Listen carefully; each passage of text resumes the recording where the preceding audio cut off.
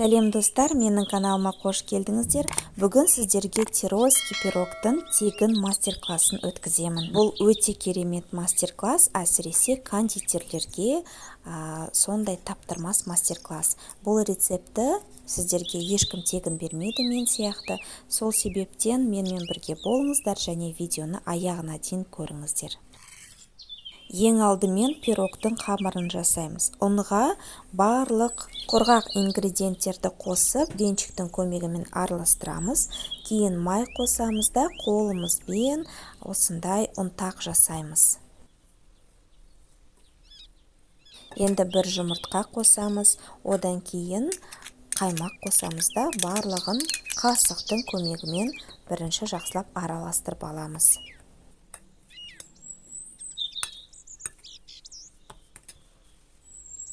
Қасықтың көмегімен араластыру қиын болып жатқан кезде ғана барып қолымызбен араластырамыз.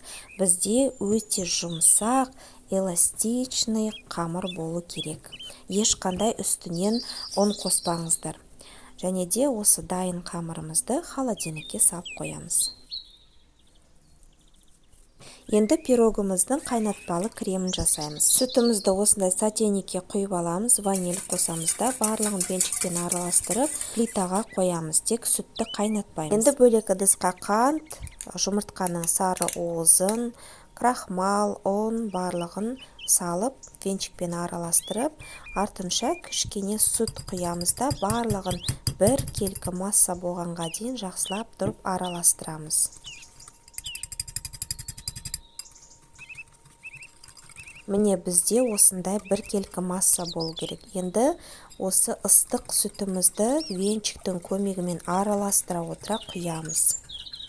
Осы массамызды қайта сотейникке құйып, плитаға қойып, плитамызды орташа температураға қойып, венчикпен араластыра отыра кремімізді жасаймыз. Креміміз осылай қоюланады. Қоюланған уақытта міне біздің креміміз дайын. Енді осы кремімізге сүзбелі сырды қосып, венчикпен жақсылап тұрып араластырамыз. Бізде бір келкі масса болу керек. Дайын болған кремімізді тарелкаға салып, үстінен пищевой пленканы жауып, суық жерге қойып қоямыз. Енді крем суығанша бізге жаңғақты масса жасау керек. Ол үшін арахис, асқабақ дәні, миндаль дәні, қантты ұнтақ және де жұмыртқаның жартысын қосып барлығын араластырамыз. Бізде осындай өте дәмді жаңғақты масса болады. Бір жұмыртқаның жартысын ғана қосыңыздар. Салмасына алмұрт қосамыз. Ол үшін алмұрттың қабығын алып тастаймыз және де алмұртымызды үш бұрышты етіп тураймыз.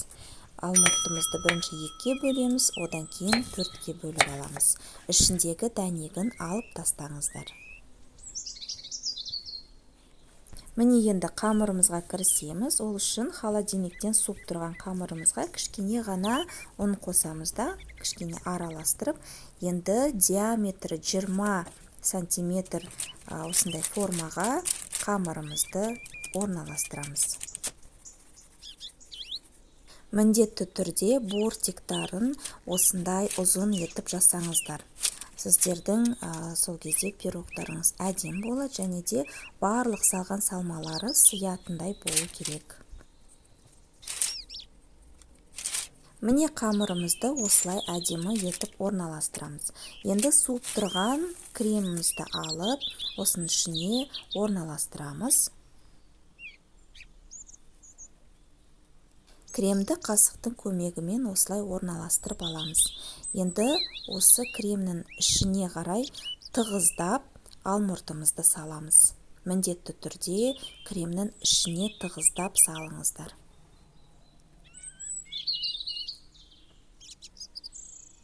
Ал енді алмұртымыздың үстінен жаңғақты массамызды толығымен салып шығамыз да, қасықтың көмегімен жақсылап тұрып орналастырамыз. Бізде алмұртымыз ашық қалмау керек. Енді осы тирольский пирогты духовкада 155 градуста 30-35 минут пісіреміз. Міне біздің пирогымыз осындай өте әдемі қызарып піседі. Және де суығаннан кейін формасын осылай пышақтың көмегімен алып тастаймыз. Және де пирогымызды міндетті түрде 5 сағатқа холодильникке қойып қоямыз. Сол кезде біздің пирогымыз сіңіп өте дәмді болады. Және де бұл пирогты суықтай жеген өте дәмді. Пирогтың қамыры және салмасы өте нәзік болады. Үстіндегі жаңғақты массасы қытырлақ болып шығады.